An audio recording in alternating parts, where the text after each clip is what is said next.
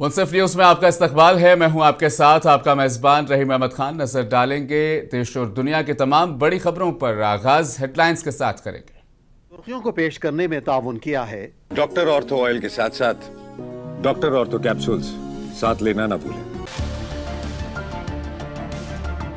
वज़ीर-ए-आज़म मोदी आज बंगाल और असम का कर रहे हैं दौरा। पीएम मोदी ने कोलकाता हवाई अड्डे से नादिया की रैली से किया वर्चुअल खिताब।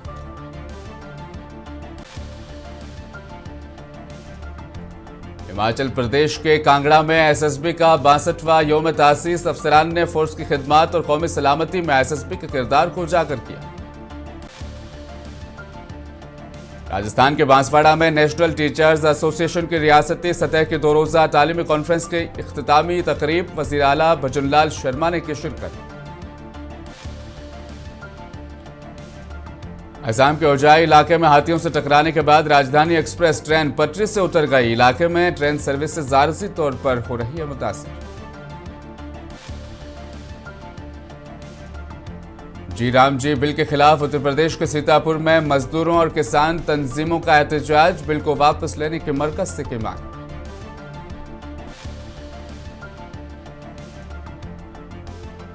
पाकिस्तान के साबिक वज़ीर आज़म इमरान खान और अहलिया बुशरा बीबी को तोशा खाना 2 केस में 17 साल कैद की सजा। 1 करोड़ 64 लाख रुपए जुर्माना भी आयद किया गया। सुर्खियों को पेश करने में ताउन किया है। और अब खबरें तफसील के साथ। वज़ीर आज़म नरेंद्र मोदी आज मगरबी बंगाल और असम का दौरा कर रहे हैं। वज़ीर आज़म बंगाल में 3200 करोड़ रुपए के कौमी शाहराहों के प्रोजेक्टों का इफ्तिताह और संग बुनियाद भी रखेंगे। वज़ीर आज़म नादिया जिले में 66 किलोमीटर पर कृष्ण नगर सेक्शन के नेशनल हाईवे 34 लैंडिंग का इफ्तिताह भी करेंगे। वो शुमाली 24 परगना जिले में 17 किलोमीटर से ज़ायद तवील 12/7 बराजगली सेक्शन 4 लैंडिंग का भी संग बुनियाद रखेंगे। खराब मौसम के सबब पीएम मोदी ने कोलकाता एयरपोर्ट से ही नादिया रैली को वर्चुअली खिताब किया है।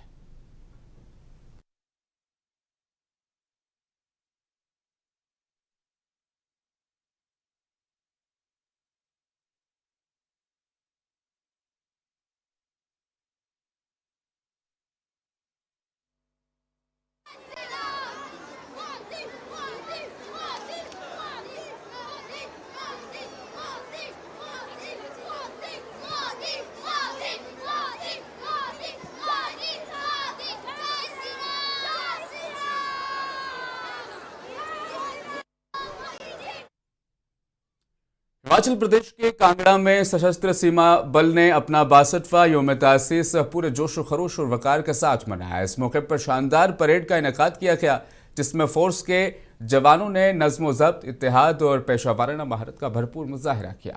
यौम तासीस की तकरीब में एसएसबी के आला अफसरान, जवानों और दीगर मुअज़्ज़िज़ मेहमानों ने शिरकत की। परेड के दौरान जवानों ने कौमी परचम को सलामी पेश की और मुल्क की सरहदों की हिफाजत के अज़्म को दोहराया।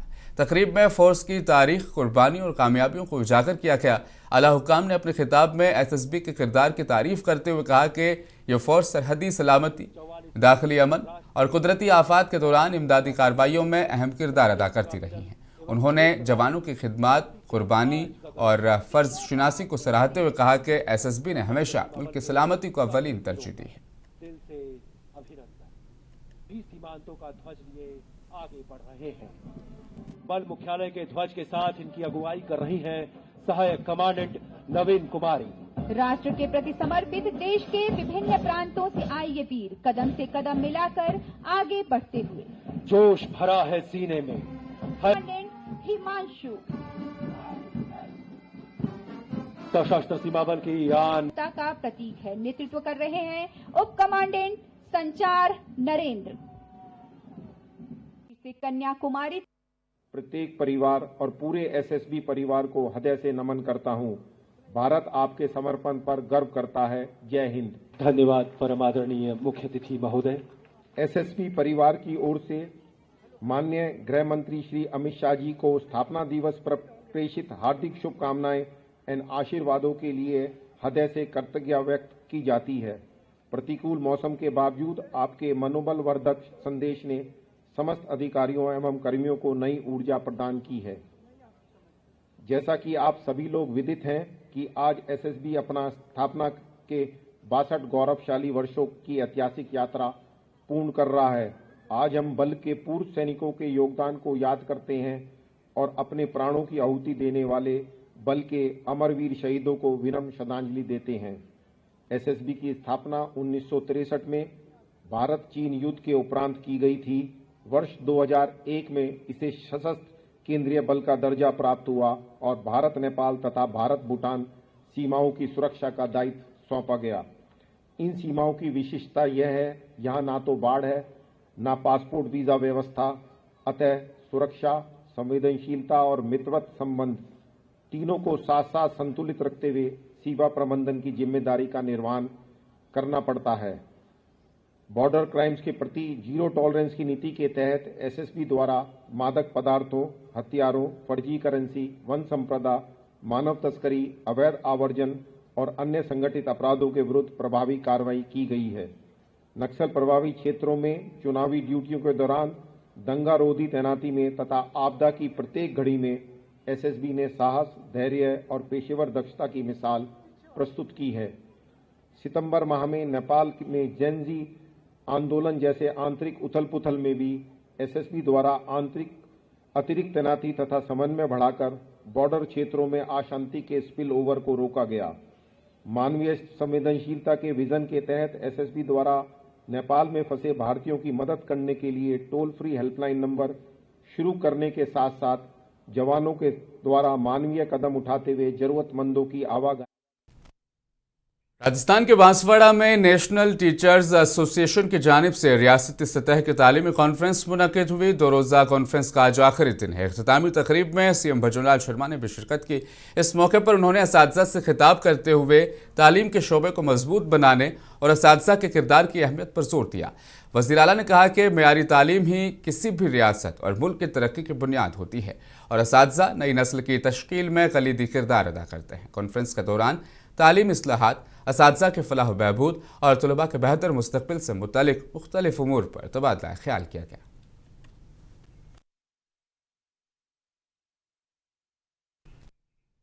खबर आसाम से है। होजाई इलाके में साइरनिंग नई दिल्ली राजधानी एक्सप्रेस हाथियों से टकराने के बाद पटरी से उतर गई। हादसा उस वक्त पेश आया जब ट्रेन जंगलाती इलाके से गुजर रही थी, जहां अचानक हाथियों का एक बड़ा झुंड रेलवे ट्रैक पर आ गया। हादसे के बाद रेलवे हुकाम और इमदादी टीमें फौरी तौर पर मौके पर पहुंच गई और राहत और बचाव का काम शुरू किया गया। इब्तदाई इतलात के मुताबिक मुसाफिरों को मामूली चोटें आई हैं, ताहम किसी जानी नुकसान की तस्दीक नहीं हुई है। ट्रेन सर्विसेज आर्जी तौर पर मुतासिर रही। रेलवे इंतजामिया ने हादसे की तहकीकात का हुक्म दिया है।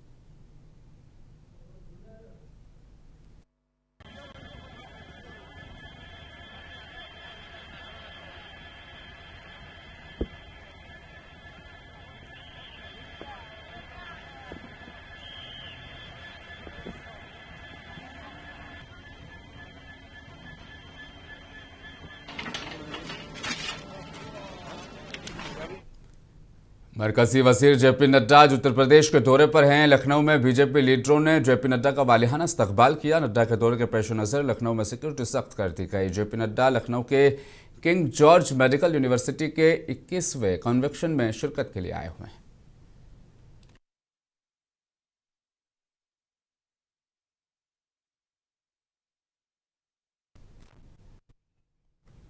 सीपीआई के जनरल सेक्रेटरी डी राजा ने जीराम जी बिल से मुतल्लिक जारी सियासी बहस पर रद्द-ए-अमल देते हुए कहा कि अपोजिशन आईनी इक़्तिदार और जमहूरी निज़ाम के तहफ़्फ़ुज़ के लिए मुत्तहिद है। उन्होंने इल्ज़ाम लगाया कि मरकज़ी हुकूमत कानून साजी के जरिए अवामी तवज्जो असल मसाइल से हटाने की कोशिश कर रही है। इस दौरान डी राजा ने इलेक्शन कमीशन के उस फैसले पर भी तबसरा किया जिसके तहत मरकज़ी हुकूमत के अफसरान को इंतखाबी अमल में तैनात किया जा रहा है। उन्होंने कहा कि इंतखाबी शफाफियत बरकरार रहनी चाहिए और किसी भी इक़दाम से गैर जानिबदार सवाल नहीं उठाना चाहिए। That is why Tamil Nadu government has been raising strong objections to the special intensive revision of water rules exercise launched by the Election Commission. And not only in Tamil Nadu, what is happening in Bengal, what is happening in Kerala. So, Election Commission has lost its credibility. First of all, Election Commission should know it is a constitutional body. It has mandate from the very constitution. Election Commission should ensure free and fair elections. Election Commission should ensure the right to vote of all eligible citizens. Now that is being affected. And we saw what happened in Bihar. Now we are seeing what is going on in states like Tamil Nadu, Kerala, Bengal. So it is a very serious issue. Election Commission should listen to the voices of opposition political parties. Election Commission should act as a neutral body, not siding with anybody, but act in accordance to the constitutional mandate. Congress रहनुमा राकेश सिन्हा ने हुकूमत पर तनकीद करते हुए कहा कि अगर गुज़श्ता 11 बरसों में मुल्क में हकीकी मानों में अच्छा नज़्म नस्क होता तो भारत आज दुनिया का सबसे बड़ा कर्जदार मुल्क ना बनता। उन्होंने कहा कि डॉलर के मुकाबले में रुपए की हालत इस कदर कमज़ोर ना होती। इसके साथ ही राकेश सिन्हा ने वज़ीर आज़म को अपने गिरेबान में झांकने का मशवरा भी दिया। मिस गवर्नेंस इन 11 सालों से पूरे देश में है। अगर गवर्नेंस रहता तो हम विश्व का सबसे बड़ा कर्जदार नहीं बने रहते। अगर गवर्नेंस रहता तो डॉलर के मुकाबले रुपया धाराशाही नहीं हुआ रहता। अगर गवर्नेंस रहता तो युवा डिग्रियां लेकर के रोजगार के लिए दर दर नहीं भटकते। अगर गवर्नेंस रहता तो हवाई अड्डे पर चप्पल जूते नहीं चलते। अगर गवर्नेंस रहता तो देश की संपत्ति चंद पूंजीपतियों के हवाले नहीं होता। तो प्रधानमंत्री जी पहले आप अपनी गिरेबान में झांकिए और कौन रहेगा कौन नहीं रहेगा 2026 में, इसका फैसला आप नहीं कर सकते। यह जनतंत्र है, इसका फैसला बंगाल की जनता करेगी। कहीं ये भी हो सकता है कि बंगाल की जनता आपका सुपड़ा साफ कर देगी और बंगाल कांग्रेस पार्टी का परचम लहरेगा। ये तो जनतंत्र है। जनतंत्र में अहंकार नहीं चलता, जनता मालिक होती। मिस गवर्नेंस इन 11 सालों से पूरे देश में है। अगर गवर्नेंस रहता। कांग्रेस रहनुमा शशिकांत सेंथिल ने मनरेगा का नाम तब्दील करने के मामले पर रद्दअमल देते हुए कहा कि हुकूमत अवामी फलाही स्कीमों को सियासी रंग देने की कोशिश कर रही है। उन्होंने इल्जाम लगाया कि मनरेगा जैसी अहम स्कीम का नाम बदलना अवामी मसाइल से तवज्जो हटाने के मुतरादिफ है। उन्होंने रायपुर में मीडिया से बात करते हुए नेशनल हेराल्ड मामले पर भी अपनी राय रखी और कहा कि यह केस सियासी इंतकाम की मिसाल है। Name change is not a big issue. James Age, of course, is an insult to the father of the nation. But what they have done is they have murdered the dignity of rural agricultural laborers. They had some dignity after Narega and they had some bargaining power. Now they have stopped everything and brought everybody back to the old feudal system. We have always been saying this is a fake case. There is no, cognizance of any crime which has happened. There is no FIR filed. Where will PMLA apply? It's like a very basic thing. Now the court has asked the same thing. You, ED, when you said there is no cognizance, there is nothing, no crime committed, and we could not act in 2014, why did you change your own stance now? The court has asked all these questions. It's such a shameful thing for the ED to, stand in front of the court. Now they go. G Ram G bill की वापसी का मुतालबा करते हुए आज उत्तर प्रदेश के सीतापुर में मजदूरों ने जमकर एहतजाज किया। इस दौरान बिल के खिलाफ नारेबाजी की और बिल को वापस लेने का मुतालबा किया। सीतापुर के ब्लॉक्स में एहतजाजी रैलियां निकाली गई और तहरीरी दरख्वास्तें ब्लॉक तरक्याती अफसरान के जरिए सदर मुमलिकत को भी भेजी गई।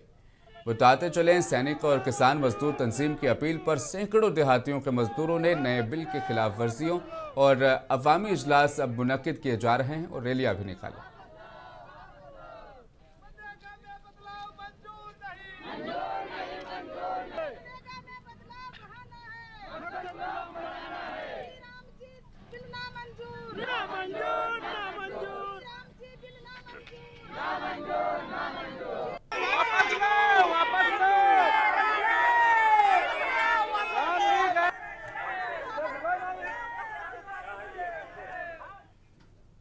समाजवादी पार्टी चीफ अखिलेश यादव ने लखनऊ में प्रेस कॉन्फ्रेंस करते हुए कहा कि उत्तर प्रदेश में हालात अब बेहद खराब होते जा रहे हैं। कई पुराने मुकदमात में हमारे लीडरों को निशाना बनाया जा रहा है।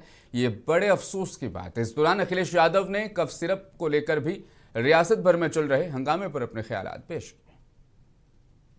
बड़ी लंबी सूची है।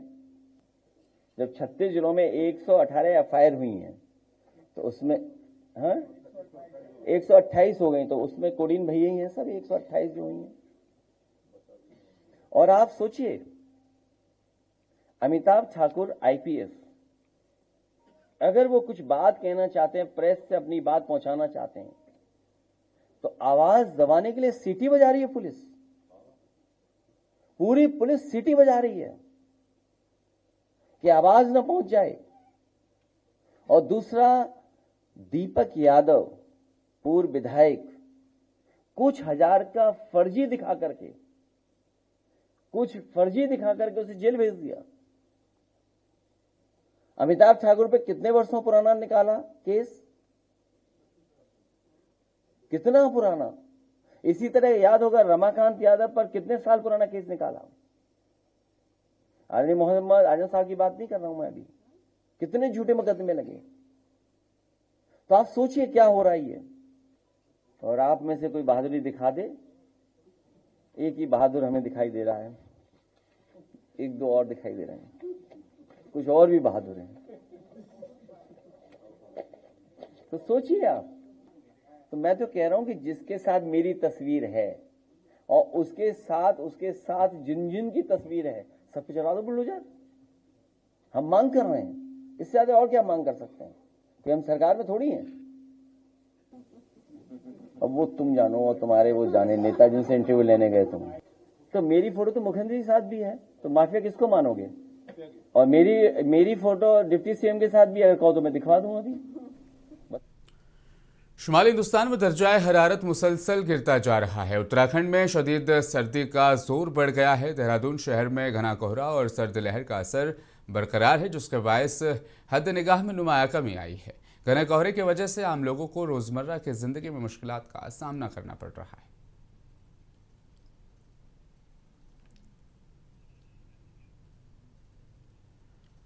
AIUDF के रफीकुल इस्लाम ने वज़ीर आज़म नरेंद्र मोदी के दौरा आसाम पर अपना रद्द-ए-अमल का इजहार किया। रफीकुल इस्लाम ने कहा कि वज़ीर आज़म के दौरे का हम खैर मकदम करते हैं, ताहम वज़ीर आज़म को इस बात का भी नोट लेना चाहिए कि गुज़श्ता दिनों हज़ारों मुसलमानों के घर तोड़ दिए गए।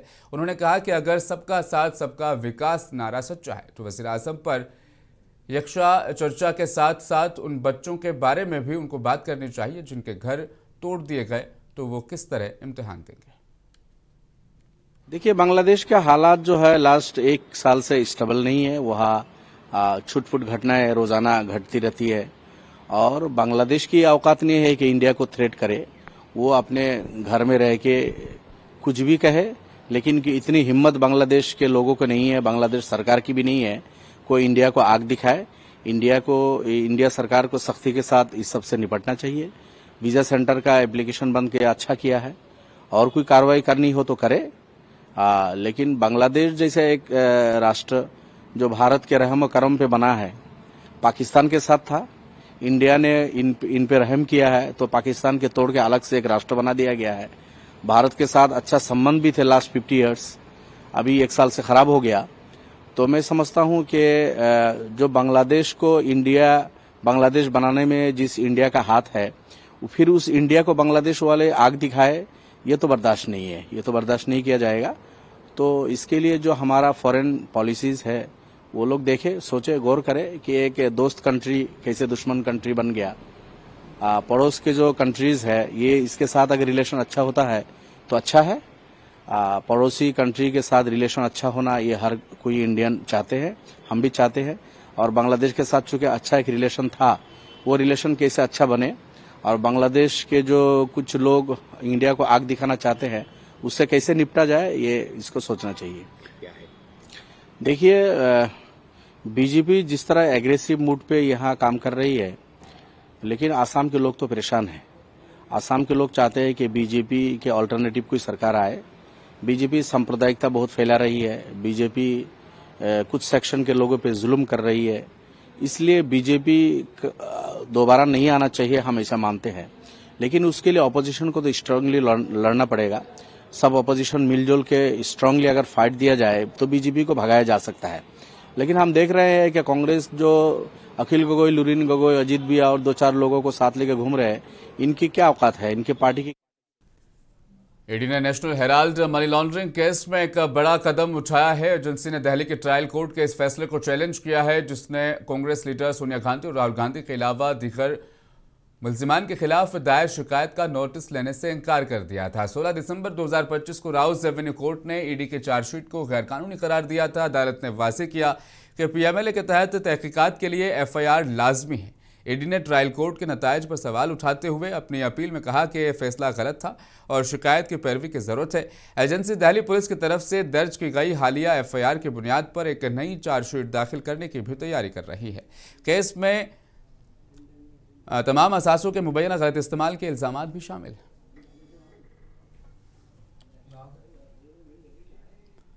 कांग्रेस के सीनियर लीडर राशिद अल्वी ने बांग्लादेश में जारी पुरतशद्दुद वाकयात पर नाराजगी का इजहार किया। राशिद अल्वी ने कहा कि हंगामा बांग्लादेश में तवील अरसे से आग में बांग्लादेश जल रहा है, जो कि अच्छी बात नहीं। उन्होंने कहा कि वज़ीर आज़म शेख हसीना को मारना चाहते थे, जिन्होंने हिंदुस्तान में पनाह ली। कांग्रेस लीडर ने कहा कि यह उनका अंदरूनी मामला है, इसमें ज़्यादा दखल अंदाजी नहीं की जा सकती। लेकिन बांग्लादेश में इस वक्त हिंदू कम्युनिटी के खिलाफ जो ज्यादती हो रही है, उसकी जितनी ज़्यादा मजम्मत की जाए उतनी कम है। राशिद अल्वी ने कहा कि कुछ अरसे से बांग्लादेश और पाकिस्तान में हिंदुओं के साथ, जबकि हिंदुस्तान में भी बाज़ लोगों के खिलाफ बहुत ज़्यादा ज्यादती हो रही है, उसको ख़त्म करना चाहिए। देखिए, बहुत दुर्भाग्यपूर्ण है, बांग्लादेश एक लंबे अरसे से आग में जल रहा है। वहाँ की प्रधानमंत्री शेख हसीना को लोग मारना चाहते थे और वो आज भारत के अंदर उन्होंने पनाह ली है। एक बार फिर बांग्लादेश के हालात खराब हो रहे हैं। कोई नहीं जानता कि भविष्य के अंदर क्या होगा। ये उनका अंदरूनी मामला है, इसमें बहुत ज्यादा इंटरवीन नहीं किया जा सकता। लेकिन वहाँ का जो अल्पसंख्यक समाज है, हिंदू कम्युनिटी है, उसके साथ जो कुछ हो रहा है, जो जुल्म हो रहा है, वो उसकी जितनी निंदा की जाए इतना कम है। और ये हमारे बर्रे सगीर के अंदर, एशिया के अंदर एक नई बीमारी आई है। पाकिस्तान के अंदर हिंदुओं के साथ ज्यादती होती है, अल्पसंख्यक समाज है। बांग्लादेश में अल्पसंख्यक समाज के साथ ज्यादती हो रही है। भारत के अंदर बहुत सारे इलाकों में अल्पसंख्यक समाज के साथ ज्यादती हो रही है। देखिए, तमिलनाडु में सिर्फ 14.5 लाख हटाए गए, उत्तर प्रदेश के अंदर तो 4 करोड़ हटाए जा रहे हैं। और ये बात हम नहीं कह रहे, उत्तर प्रदेश का मुख्यमंत्री कह रहा है। मुंसिफ न्यूज में फिलहाल बस इतना ही। मुझे दीजिए इजाजत, आप बने रहें मुंसिफ टीवी के साथ।